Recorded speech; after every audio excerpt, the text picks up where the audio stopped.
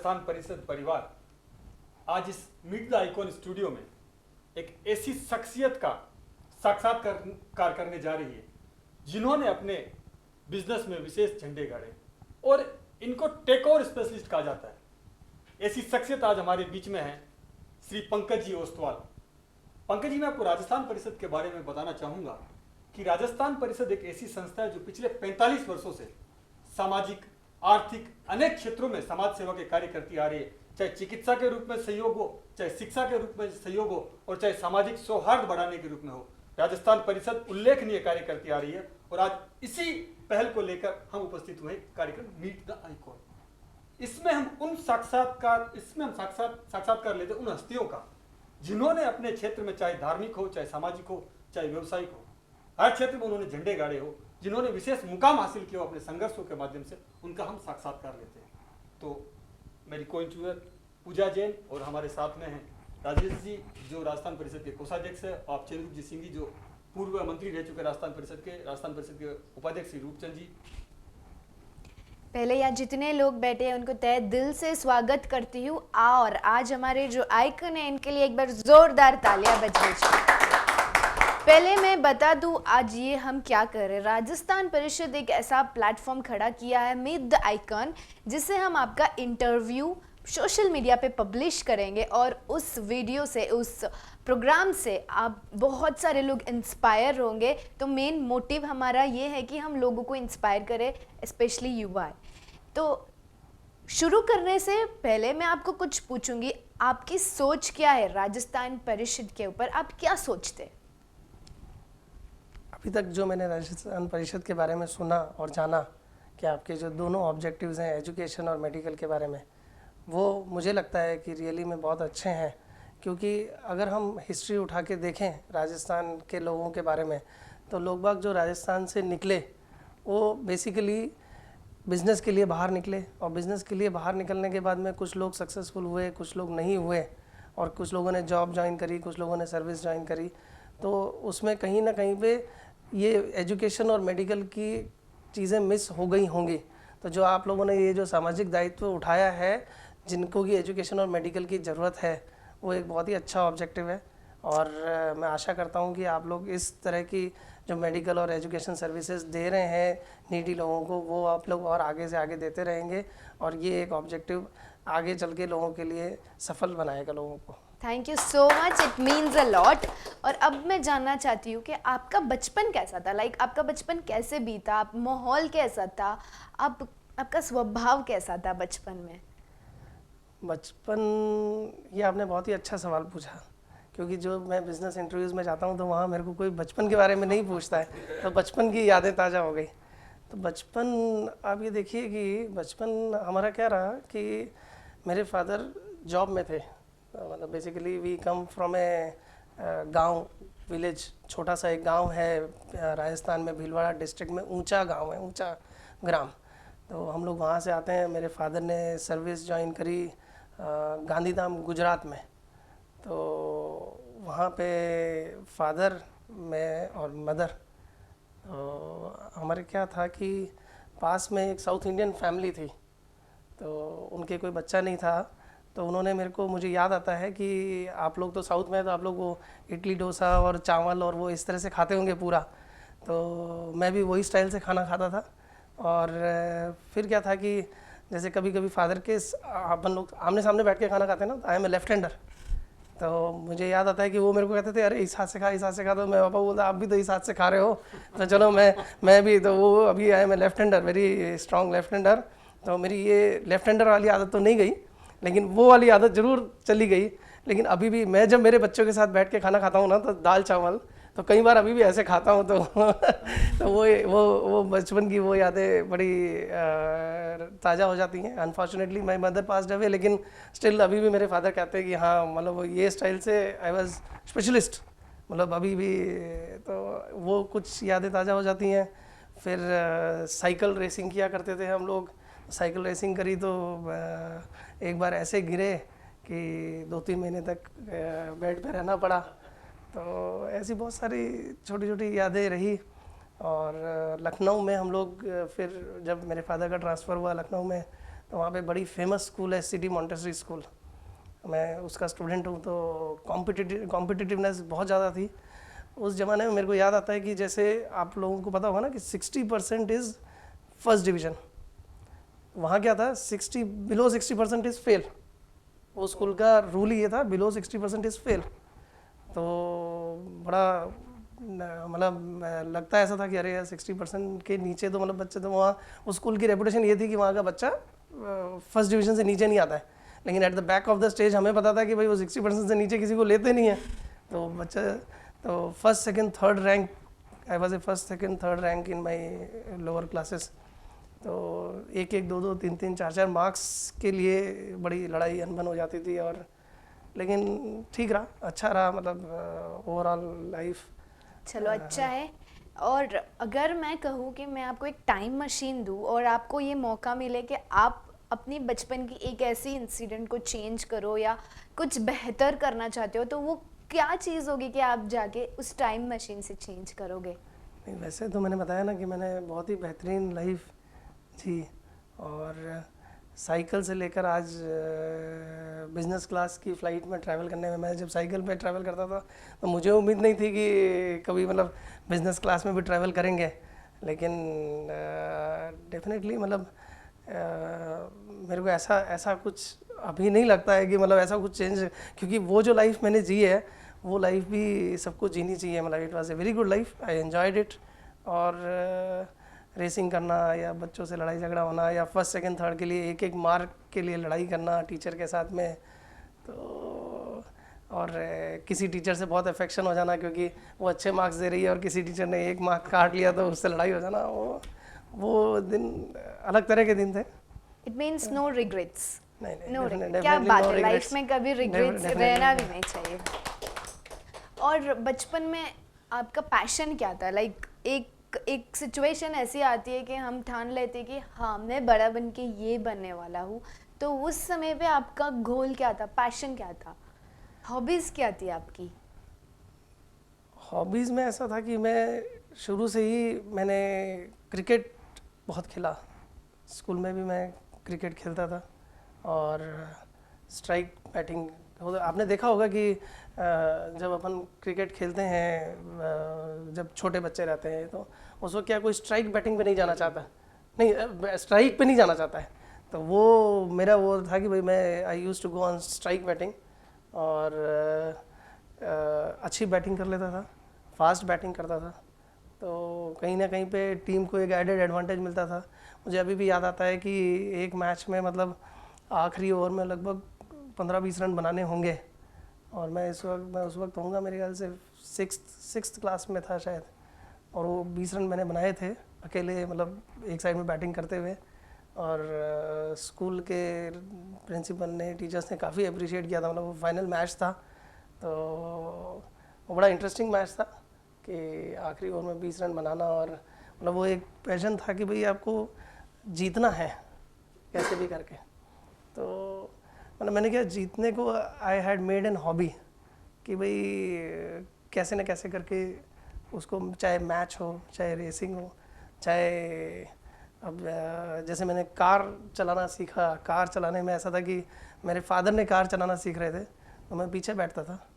तो I remember I started driving car at the मतलब 6th class में था, तभी से मैं कार चला रहा हूँ। और टचवुड आज तक मतलब अभी तक भी मेरे से गाड़ी में खरोच नहीं आई है। क्या मतलब बात ये बड़ा वो रहा, मतलब मैं अभी भी कई बार सोचता हूँ तो मेरे को बड़ा आई फील रियली प्राउड कि भाई अभी तो मैंने गाड़ी काफ़ी स्लो चलाना चालू कर दिया है। पहले मैं I used to drive car at almost 140-160 तक भी चला लेता था, लेकिन अभी तो थोड़ा सा अभी एज 40+ हो गया है तो अभी ठीक है, थोड़ा इजी ड्राइविंग करते हैं। Over to you Pankaj ji, हर व्यक्ति के जीवन में एक ऐसा दौर, जैसा आपने बताया कि आपका बचपन तो आराम से बीता, पर आप जब बिजनेस में आते हैं कभी लाइफ में ऐसा दौर होता है संघर्ष आ जाता है, तो आप उस संघर्ष से कैसे उभरे, कौन आपका प्रेरणा स्रोत है? हाँ, ये हमारी भी लाइफ में, हमारे फैमिली की लाइफ में ऐसा एक इवेंट भी आया, और इनफैक्ट 2 इवेंट आए। पहला इवेंट तो ऐसा था जहाँ पे कि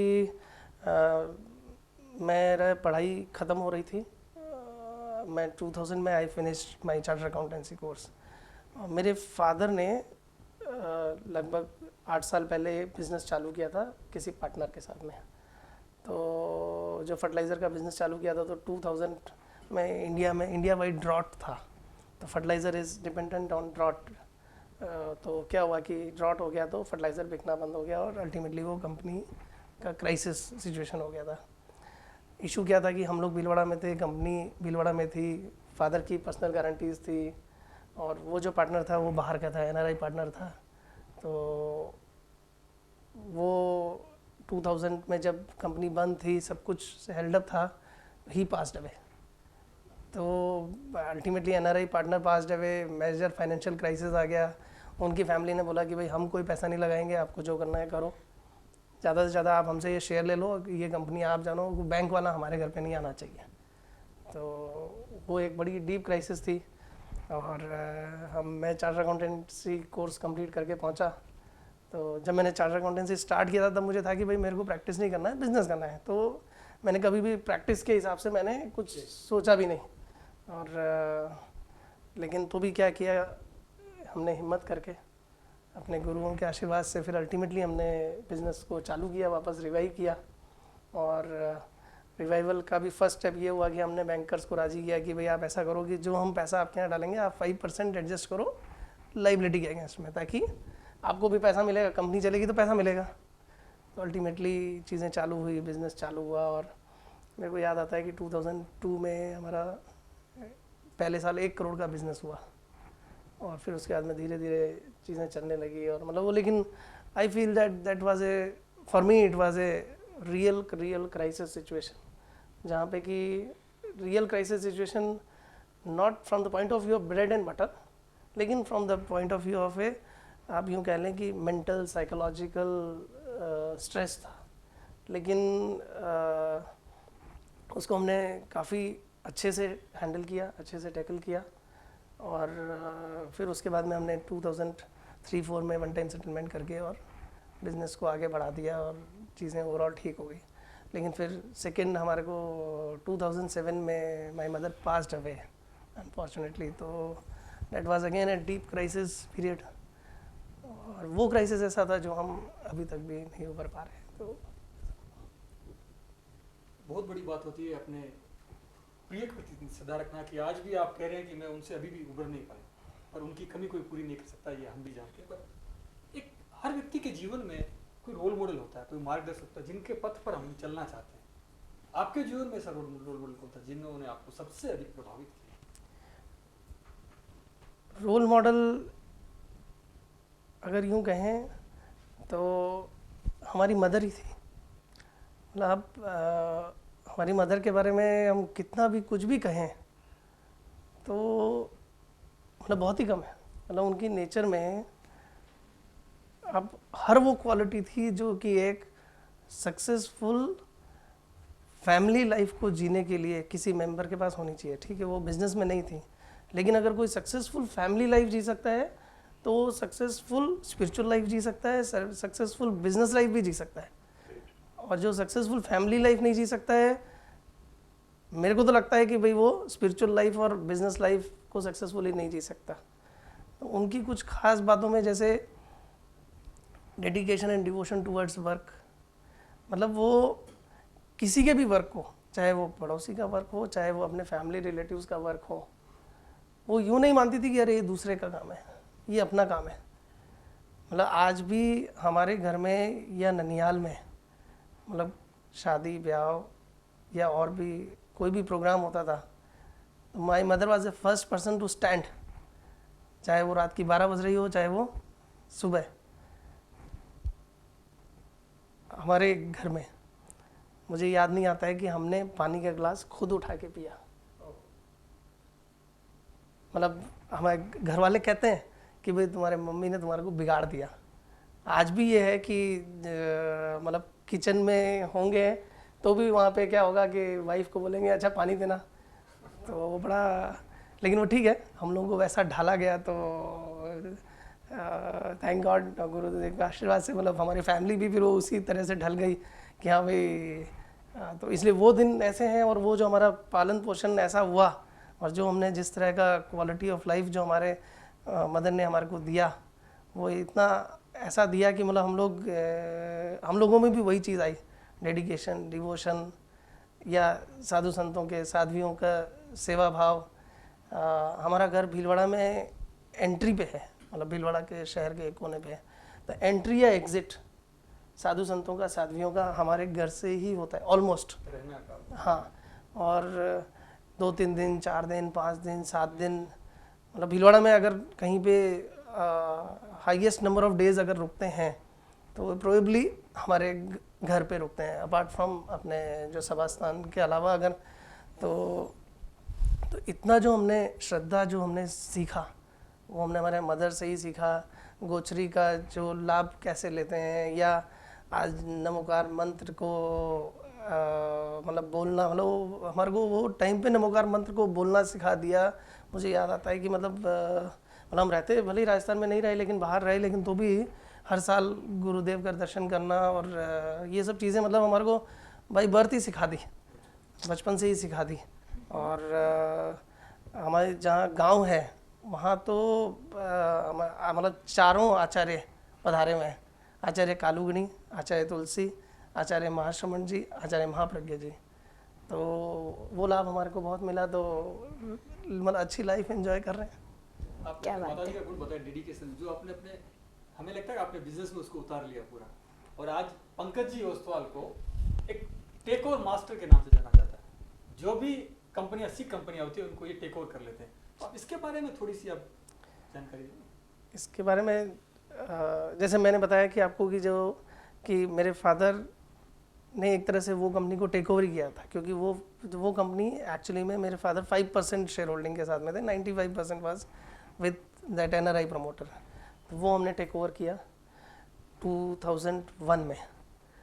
फिर हमने 2004 में जैसे ही हमने वो कंपनी का फर्स्ट वाली कंपनी का OTS वगैरह करके सब कुछ ठीक कर लिया, फिर हमने 2004 में एक कंपनी और टेक ओवर किया, Madhya Bharat agro products limited. वो भी again it was a BIFR company, BIFR company से एक कंपनी था।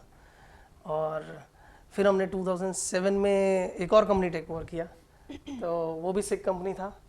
तो ऐसे करके मतलब हमने सीरीज़ ऑफ ये कंपनीज टेक ओवर किए। फिर हमने 2009 में एक ग्रीनफील्ड प्रोजेक्ट बनाया एग्री कमोडिटीज़ के लिए। फिर 2012 में हमने बैकवर्ड फॉरवर्ड इंटीग्रेशन किए ये दोनों कंपनीज़ में। तो इस तरह से मतलब हमने टेक ओवर करते करते फिर हमने 2015 में एक और कंपनी टेक ओवर किया। फिर हमने 2018 में एक होटल टेक ओवर किया। तो मतलब टेक ओवर की हिस्ट्री रही है। और मैं आपको ये सवाल पूछना चाहती हूँ, जैसे इस टाइम महाश्रमण जी का चतुर्मास यहाँ था, नेक्स्ट टाइम हैदराबाद में होने वाला है, उसके बाद में आपके गांव में होने वाला है, तो आपकी क्या तैयारी है? और आप जुड़े हुए हो TPF से, तो आपकी तैयारी क्या है उसको लेकर, और नया क्या देखने मिलेगा? जैसे हम यहाँ पे बेंगलुरु में देख सकते हैं मीट द आइकॉन, हमने ये नया प्लेटफॉर्म खड़ा किया है। तो आपके गांव में जब चतुर्मास होगा तो what will I get something different to see there? सबसे पहले तो मैं राजस्थान परिषद के मेंबर्स को वहाँ इनवाइट करूँगा कि आप लोग वहाँ सभी लोग पधारें, और आप हमारे वहाँ पे गेस्ट रहेंगे। चतुर्मास समिति तो डेफिनेटली सबको इनवाइट करेगी, लेकिन मेरा पर्सनल इनविटेशन है ओस्तवाल ग्रुप की तरफ से, आप लोग सब वहाँ पधारें। और वहाँ पे आप डेफिनेटली, भीलवाड़ा एक छोटा शहर है लेकिन मैनचेस्टर सिटी ऑफ टेक्सटाइल्स है, अगर आप लोग जानते होंगे, मतलब ये जो शूटिंग फैब्रिक होता है उसमें, तो छोटा शहर है। तो आपको ये जो बेंगलोर की मतलब वो लाइफ तो नहीं दिखेगी, लेकिन छोटे शहर की जहाँ लोग बाग आपको मिलनसार लोग बाग मिलेंगे, जहाँ की आपको लोग बाग पकड़ पकड़ के मनवार करके खिलाएंगे और तो वैसा कुछ कल्चर आपको देखने को मिलेगा, और बहुत ही ज़्यादा प्यार मोहब्बत मिलेगा। मैं ऐसा नहीं कह रहा कि बेंगलोर में ऐसा नहीं है, लेकिन डेफिनेटली एक मेट्रो और छोटे शहर में ये एक डिफरेंस मिलेगा। जहाँ तक आपने तैयारी के बारे में पूछा, तो डेफिनेटली वहाँ पे तैयारी अच्छे तरीके से चल रही है। वहाँ पे भीलवाड़ा में हमने क्या किया है कि भीलवाड़ा से लगभग 1-1.5 किलोमीटर दूर पे, छोटा शहर है, भीलवाड़ा की डायमीटर 5-6 किलोमीटर की है, तो 1-1.5 किलोमीटर भी वैसे तो भीलवाड़ा वालों को लगता है कि बाहर कहाँ जा रहे हैं, लेकिन 1-1.5 किलोमीटर पे ऑलमोस्ट वहाँ पे 40 बीघाज ऑफ एक लैंड खरीदा है समाज ने, और प्लॉट्स करके, और प्लॉट्स लोगों को दिए हैं समाज के लोगों को, और वहीं पे एक बिल्डिंग भी बन रही है, तो वहीं पे पूरा चतुर्मास होगा, तो वो एक डेवलपमेंट प्रोसेस चल रहा है। क्या बात। और चतुर्मास समिति के अध्यक्ष भी अपॉइंट हो चुके हैं, तो ओवरऑल एक अच्छा कोऑर्डिनेशन कॉम्बिनेशन वहाँ देखने को मिलेगा। 400 फैमिलीज़ का शहर है, तो सभी को कुछ ना कुछ जिम्मेदारियाँ मिलेंगी, तो ऐसा लगता है कि भाई वहाँ पे सभी अपनी अपनी जिम्मेदारियों को अच्छे तरीके से निभा पाएंगे, क्योंकि मेवाड़ अपने आप में आप मानिए कि डेडिकेशन के लिए फेमस है। मेवाड़ आप धर्म के प्रति वहाँ बड़ी श्रद्धा वाले लोग होते हैं, हाँ, श्रद्धा, अटूट श्रद्धा वाले लोग रहते हैं, और आप ये मान के चलिए कि वहाँ की श्रद्धा का मुकाबला नहीं किया जा सकता है। मैं आपसे ये जानना चाहती हूँ कि जैसे मैंने जाना आपका बहुत बिजी शेड्यूल है, तो आप परिवार, धर्म, समाज और बिजनेस के बीच में आपका तालमेल कैसे रहता है? बड़ा डिफ़िकल्ट क्वेश्चन है। मतलब इसमें अभी भी जैसे ऑलमोस्ट इन ए मंथ 15 दिन मेरे को बाहर रहना पड़ता है। 15 दिन में मेरे को बिजनेस और अपने सामाजिक प्लेटफॉर्म दोनों को किसी न किसी तरह से कवर करना पड़ता है, और कॉम्बिनेशन या बैलेंसिंग करना बहुत ही डिफ़िकल्ट होता है। लेकिन इसको कहीं ना कहीं, इस डिफ़िकल्टी को ईज़ी करने में मेरी फैमिली का बहुत बड़ा हाथ रहा, मेरे वाइफ का बहुत बड़ा हाथ रहा, कि उन्होंने डे वन से I am on tour of almost 15-20 days a month across the country, abroad. लेकिन वाइफ का सपोर्ट और बाकी हमारी जॉइंट फैमिली है, तो डेफिनेटली जॉइंट फैमिली का सपोर्ट, तो उस वजह से फैमिली और बिजनेस तो बैलेंसिंग कर लिया। और पिछले 10-12 साल से जब मैं सामाजिक प्लेटफॉर्म पे एक्टिव हुआ, तो ये एक एडेड एलिमेंट था। तो लेकिन entire credit goes to the family कि उन्होंने बहुत सेक्रीफाइस किया, और उनकी सेक्रीफाइस को आप किसी से कंपेयर नहीं कर सकते, किसी से, मतलब you can not even evaluate और वैल्यू कि भाई वो, मतलब आई सैल्यूट माय फैमिली। मतलब आपके परिवार का बहुत बड़ा योगदान रहा। अहम रोल है उसमें। क्या बात है, क्या बात है। आपका बेटर हाफ का इतना योगदान है, आपने कितनी बार उनके लिए चाय बनाई है? मैंने आपको एक चीज़ अभी बोली थी सर कि मैं मतलब किचन में जाने के बाद में भी मैं बोलता हूँ कि अरे पानी का गिलास देना, तो अभी आप चाय बनाना, तो मतलब वो हमारे यहाँ तो वो लाइटर से गैस चालू होता है, तो वो भी नहीं करते हैं हम लोग, मतलब वो भी नहीं आता है। तो रियली मैं चाय बनाना इज़ आउट ऑफ क्वेश्चन, लेकिन आपके इस क्वेश्चन से मुझे लगता है कि अभी चाय जाके पिलाना पड़ेगा। हाँ सर। हर आदमी को किसी न किसी चीज में खुशी मिलती है, एक चीज ऐसी होती है जिसमें वो खुश रहना चाहता है। आपकी नजर में ऐसी खुशी क्या है? मेरे को बेसिकली अब देखिए कि कभी दुख फील नहीं होता है। अगर आप देखें लाइफ में, तो आप किसी चीज़ को दुख या खुश, मतलब ये दो चीज़ में से आप फील करें, तो आप फील ही, अगर आप खुशी का फील करेंगे तो आपको दुख नहीं होगा। मेरा कहने का मतलब एक ऐसा काम जिसको करने में हमेशा मजा आता है आपको। नहीं, Which one you love more? Profession, spiritual, जिसे किसी को social driving, relationship, business, family? एक ऐसी चीज जिससे आपके चेहरे पे मुस्कुराहट आ जाए। डेफिनेटली मेरे को मेरे 13 बंद प्रोफेशनल फोरम के काम करने में काफ़ी मज़ा आता है, मतलब उसमें। और आचार्य श्री के, जब आचार्य श्री के सामने हम लोग बैठते हैं, तो एक अद्भुत सी एक और इंटरनल एक खुशी की फीलिंग होती है, एक ऊर्जा जनरेट हो जाती है कि भाई हम पूरी तरह से टीपीएफ में लगे रहें। और टीपीएफ ने मेरे को वो स्थान दिया है पूरे हमारे अपने सोशल सामाजिक लेवल पे, जो कि I could not have imagined. तो I entirely dedicate my all this life to TPF. Pankaj Ostwal एक ऐसी हस्ती है जिसको टीपीएफ ने सम्मान दिया। टीपीएफ का आप जनरल सेक्रेटरी रहे, आप वाइस प्रेसिडेंट रहे और वर्तमान में आप फंड रेजिंग का काम संभाल रहे हैं। तो अब आज से 5 साल बाद टीपीएफ को और तेरापंथ धर्म संघ को किस रूप में देखते हैं? डेफिनेटली टीपीएफ के बारे में तो आप ये मानिए कि टीपीएफ अभी ऑलमोस्ट 4-4.5 हज़ार मेंबर्स का एक ऑर्गेनाइजेशन है, जिसको कि मैं और अगले 5 सालों में मेरे को लगता है कि हम लोग 10,000 मेंबर्स हो जाने चाहिए। तो it will be a big group. और तेरापंथ समाज को टीपीएफ को अगर कनेक्ट करें तो हम लोगों ने देखा है कि आचार्य श्री या फिर साध्वी प्रमुखा श्री जी ने कई बार मोतियों की माला, फूलों की माला से डेडिकेट किया हुआ है टीपीएफ के मेंबर्स को। तो टीपीएफ का एक अहम रोल रहने वाला है तेरापंथ समाज में। टीपीएफ के जो ग्रुप के जो प्रोफेशनल मेंबर्स हैं, चाहे वो चार्टर अकाउंटेंट्स हों, डॉक्टर्स हों, इंजीनियर्स हों, लॉयर्स हों, तो आप देखिए कि हर तरह के प्रोफेशनल मेंबर का एक अहम role social as well as business life में होता है। और आज का जो सोशल परिप्रेक्ष्य है, आज का जो सामाजिक परिप्रेक्ष्य है, उसको स्पिरिचुअल के साथ में प्रोफेशनल ढालने की बहुत ज़्यादा ज़रूरत इसलिए भी आ गई है कि अगर हम कंपेयर करें किसी भी और समाज से, इंडिया या इंडिया के बाहर, तो आप देखेंगे कि अभी भी बहुत कुछ करने को बचा है। आज हम किसी और समाज से कंपैरिजन ही करें तो अभी भी जैन समाज को बहुत कुछ करना चाहिए, और जैन समाज में भी तेरापंथ को बहुत कुछ करना चाहिए।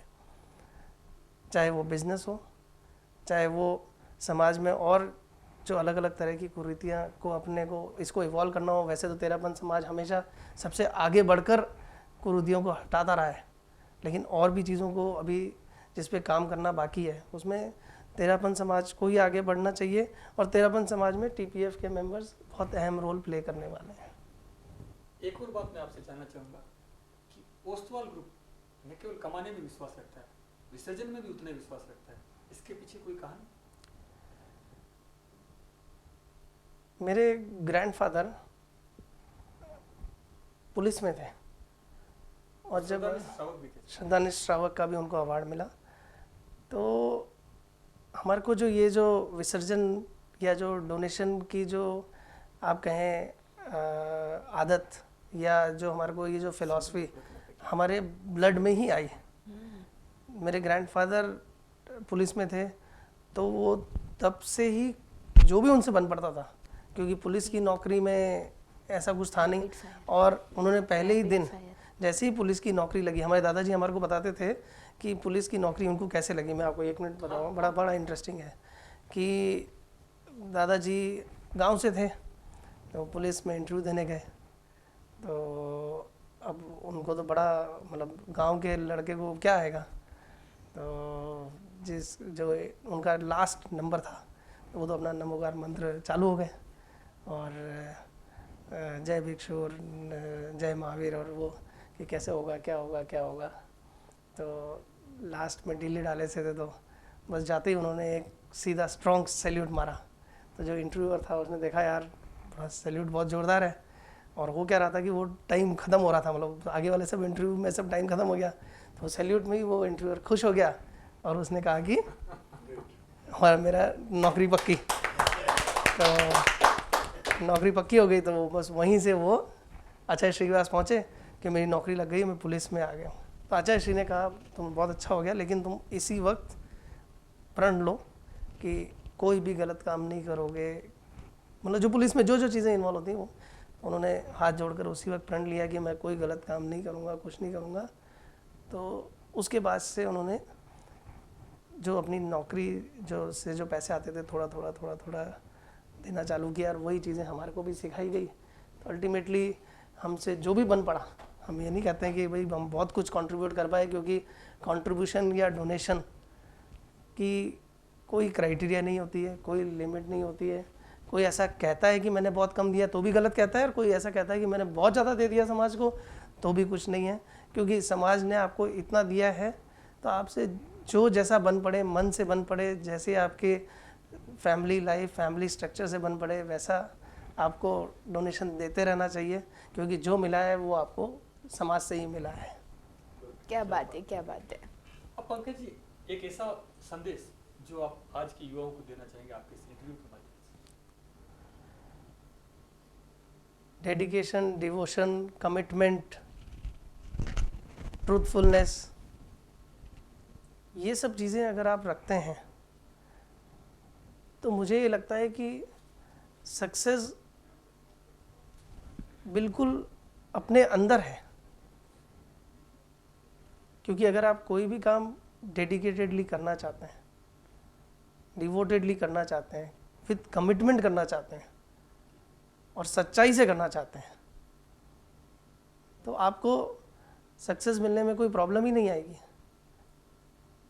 और सक्सेस ऐसी चीज़ है जो मन से आती है, आपको बाहर कुछ नहीं है। अगर आपने मन में सोच लिया है, अगर आपने दिमाग में सोच लिया है कि मैं सक्सेसफुल होऊंगा, तो डेफिनेटली सक्सेसफुल हो जाएंगे। लेकिन अगर आपने मन से ही, अगर आपको लग रहा है कि मैं ये काम कैसे करूँगा, क्या होगा, तो शायद बड़ी मुश्किल होगी। मैं इस पे भी मेरी एक बड़ी अच्छी वो है, मैंने 12th I was a science student. तो साइंस स्टूडेंट होते हैं तो नॉर्मली भाई चार्टर अकाउंटेंसी तो कर नहीं सकते।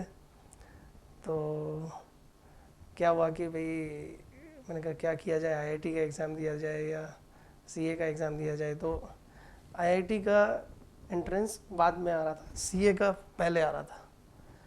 तो मेरे को बहुत सारे लोगों ने कहा अरे यार तुम साइंस मैथ्स का स्टूडेंट है, कैसे सीए करेगा, क्या करेगा। मैं कहा नहीं कर लेंगे, क्या दिक्कत है। तो बोले ठीक है। तो पहुंच गए फाउंडेशन का एग्ज़ाम देने। और आप देखिए, मैंने आपको बोला ना कि आई वॉज कॉन्फिडेंट कि मैं पास हो जाऊंगा, कोई ख़ास बात नहीं है, हो जाएंगे। And I got 200 marks exactly. 400 marks का चार पेपर होते हैं 100 मार्क्स के। हाँ, तो 400 तो 200 पासिंग मार्क्स आया, एग्जैक्टली 200। और मैं फाउंडेशन में पास हो गया। तो आप देखिए उस वक्त मतलब कितना, मतलब मैं जो लोगों को कहता हूँ ना कि भाई हाँ कि भाई आप लग जाएंगे तो आपको सक्सेस मिलेगी। फिर मैंने सोचा छोड़ो ये सब आईआईटी, अपना तो यार 200 मार्क्स आ गए, पास हो गए, अभी सीए बनना है और चालू हो जाओ। तो इंटरमीडिएट में पहुंच गए। तो लोग कहते थे अरे यार दोनों ग्रुप दे रहा है, कैसे होगा, क्या होगा। और बस आई गॉट 300 मार्क्स। 600 मार्क्स का पेपर होता है और आई गॉट 300 मार्क्स। अब यहाँ देखिए ओवरऑल 300 आते हैं, 300 आ गए। फाइनल में पहुँचे, आर्टिकलशिप चल रहा था और एक अटेम्प्ट पहले देना अलाउड होता है, मतलब आर्टिकलशिप के ख़त्म होने के पहले एक अटेम्प्ट देना पहले अलाउड होता है। तो मेरे को बहुत वो था कि यार 2000 नवंबर वाज द अटेम्प्ट, और अरे यार सीए बन जाएंगे तो 2000 के सीए कहलाएंगे। तो ये सोच के दे 2000 के सीए कहलाना है अपने को यार, कहीं पे जाएंगे तो क्या है। तो लोग कहते थे अरे यार रैंक आनी चाहिए। मैं कहा ठीक है यार, रैंक वैंक आएगी, ठीक है कोई बात नहीं आएगी, रैंक वैंक को छोड़ो, अपने को रैंक नहीं, अपने को सीए बनना है। आई गॉट 403 मार्क्स 800 में से। तो सीए बन गए। और वो डिटर्मिनेशन था, है ना। बिजनेस में भी आज भी मैं पूरा डिटर्मिन्ड होके कि देखिए बिजनेस, सोशल और family life, my family knows कि भाई I am able to tell कि भाई मेरे को बिजनेस पहले इंपॉर्टेंट हो गया है। मतलब उसी, अगर एक ही जगह पे, अगर एक ही टाइम पे अगर तीनों चीज़ें दिख रही होगी तो I am able to correctly evaluate कि भाई कौन सा पहले करना है। तो वो it was only due to all these factors. तो मेरा सबको वही मैसेज है कि भाई आप अगर मन से अगर आप रियलाइज़ कर लेते हैं कि मैं सक्सेसफुल होने वाला हूँ, तो आपको डेफिनेटली आप लोगों को सक्सेस मिलेगा ही मिलेगा। सीरियस बातें बहुत हो गई, अब थोड़ा फन करते हैं और उदय जी आपसे रैपिड फायर करिए। थोड़ा हंसी मजाक करते हैं अभी। चलो थोड़ा लेकिन डेंजरस है। ठीक है, ठीक है। तो मैं मेरा पहला क्वेश्चन आपसे ये रहेगा कि आप प्यार से आपके पत्नी जी को, आपके बेटर हाफ को क्या बुलाते हो? Sweet heart. स्वीटहार्ट। ओके, वो आपको क्या बुलाती है? पता नहीं पता नहीं। मतलब कुछ बुलाए होंगे आज? इस पे चलिए, तो लेकिन वो है ना, रैपिड फायर है। नहीं तो क्या होता है कि इफ़ यू डोंट माइंड, मैं इसका भी एक आधा मिनट का होगा। तो छोटा बेटा है, तो वो होता है ना, अपने अपने घरों में तो एजी बुलाते हैं ना। तो वो बच्चे को पूछा टीचर ने कि तुम्हारे फादर का नाम क्या है, बोले एजी। तो जब हम पेरेंट्स टीचर मीटिंग में गए तो टीचर ने हमारे को पूछ लिया, भाई आपका नाम एजी है क्या? मैंने कहा नहीं। अच्छा, तो आपकी फेवरेट हीरोइन कौन है? कैटरीना कैफ। ओके, अगर आपकी पत्नी जी आपसे रूठ जाती है तो आप किस तरह मनाते हैं? नहीं, मैं रूठने देता ही नहीं हूँ। अच्छा, इतना प्यार? हाँ, प्यार तो इसलिए ज़रूरी है क्योंकि वो बहुत सेक्रीफाइस कर रही है। Right. What is one thing you are afraid of? Unsuccessfulness.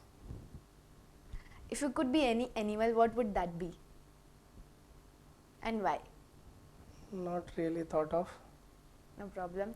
If you could talk to Miss Universe, what would you talk about? वो इतनी खूबसूरत कैसे है? On a scale of 1 to 10, how cool are you? आपको अपने आप को rate करना है on 1 to 10. Definitely 10 out of 10। Biggest disadvantage of being famous? Biggest disadvantage of being famous, I don't think there is any disadvantage, क्योंकि I really think that one should walk on the road, not should fly in the air. So I don't feel there is any. And if you won a lottery of $1 million, what would you do? Charity. Nice. Pankaj ji, आप किस में विश्वास करते हैं, कर्म में और किस्मत में? कर्म में बस। What is one thing you will never do? Fast. गलत काम नहीं करेंगे। गलत काम में ऐसी कौन सी चीज़ है जो आप नहीं करोगे? ऐसी कौन सी चीज़ है? Name anyone.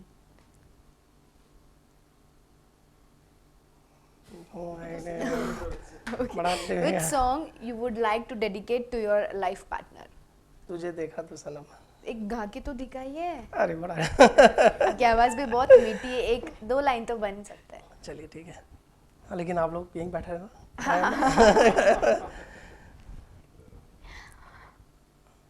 तो ये आप ऑडियो मतलब नॉट टू बी रिले। अच्छा, चलो। तुझे देखा तो ये जाना सनम, प्यार होता है दीवाना। आप इतने सीरियस वे में क्यों गा रहे हो? थोड़ा प्यार। तुझे देखा तो ये जाना सनम, प्यार होता है दीवाना सनम, अब यहाँ से कहाँ जाए हम, तेरी बाहों में मर जाए हम। क्या बात है, एक बार जोरदार तालियां। And thank you so much for coming here and inspiring a lot of people. Thank you so. Thank you very much. और मेरी तरफ से शुभकामनाएं कि आप इस साल जो आपने चालू किया है वो उसको और आप कंटिन्यू रखें, और अच्छे अच्छे लोगों को बुलाएं ताकि सभी लोगों के लिए एक मोटिवेशन का काम करे। इनफैक्ट मेरे लिए भी आप लोग ज़्यादा मोटिवेटेड हैं, क्योंकि अभी तक मैंने क्या है कि बिज़नेस इंटरव्यूज़ दिए थे, ये सोशल इंटरव्यू पहली बार दिया है। तो मेरे को लगता है कि भाई आप लोगों से मोटिवेट होके कुछ चीज़ें मुझे सीखनी पड़ेगी, जो अभी मैं जो कुछ क्वेश्चंस का आंसर नहीं दे पाया, तो डेफिनेटली कुछ चीज़ें करते हैं। Thank you very much. Thank you so much.